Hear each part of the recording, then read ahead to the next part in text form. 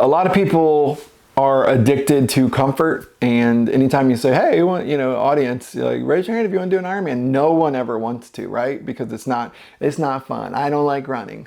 Well, guess what? I don't like running either, but I make myself do it. I'm in it for the mental downloads. All the physical, the temporary things, they're going to fade away, but the overcoming, the feeling of achievement of crossing that finish line is nothing. You really can't explain it.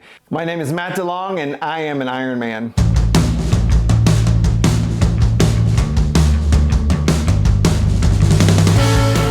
Today is Sunday, September 25th, and I'm getting ready for Ironman.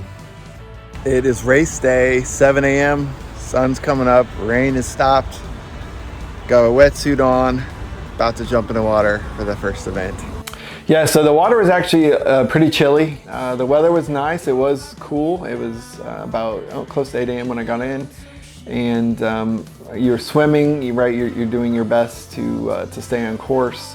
And you do have the occasional person kick you in the face, and anytime you have 12 or let's say 15 or 1700 people jumping in the water every 10 seconds spaced apart, you're going to have a large group of people, and it's going to happen. So a few times I'm sure I kicked other people in the face. I just felt something on my ankle, and oops, sorry. Yeah, so as soon as I got on the bike, it started pouring rain. So I finished the bike ride in about 6 hours, and I originally thought, why is everyone going so slow? Like, is there some sharp turn or something I don't know about? But I just kept thinking to myself, I'm gonna pass a few people and then see where we are. And that was basically the whole entire 6 hours. I just wanted to see who I was gonna pass. So what punks can I pass?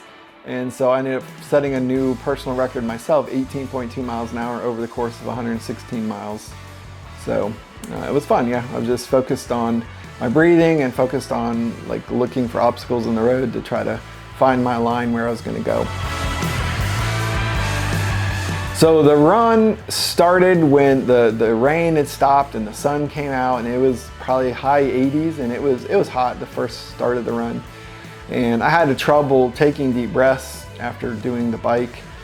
And so for the first mile or two, I kind of walked just a little bit, trying to get my running feet, trying to get the blood flowing again.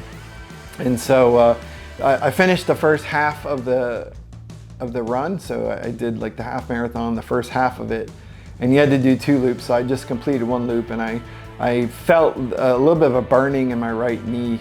So I decided, I looked at my watch and I said, I have plenty of time, even if I walk the entire next half marathon, I'll still finish with plenty of time to spare. So I decided to pretty much walk the second half of the run so that it wouldn't bother my knee too much. And that's what I did. And I found a group of 3 or 4 other people who were doing pretty much the same thing, and kind of hung out and chatted and had some good conversations over the next few hours. I burned about 8,000 calories, and when you make that final turn, when you complete that lap and go to the finish line, you can hear the roar of the crowd. You can hear the announcer way off in the distance announcing, different people who are coming in, crossing the finish line.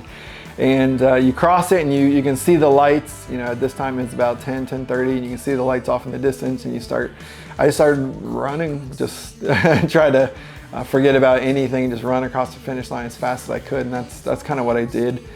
I encourage everyone to do something that scares you, and something that's a physical endurance, something you have to work hard to and build up to. It definitely helps you get some mental downloads. So the blisters or any soreness, anything that happens, those are very, very temporary. They'll go away in a week or 2. But the mental downloads that you get are really the things that we're really after. The things of, I can set a very lofty, very aggressive goal. I can work towards it. I can complete it. I can complete it ahead of schedule. All those things are great mental achievements that you're able to do with something like an Ironman. So I am working on some more robotic trading, and I am doing some more projects with real estate after completing this.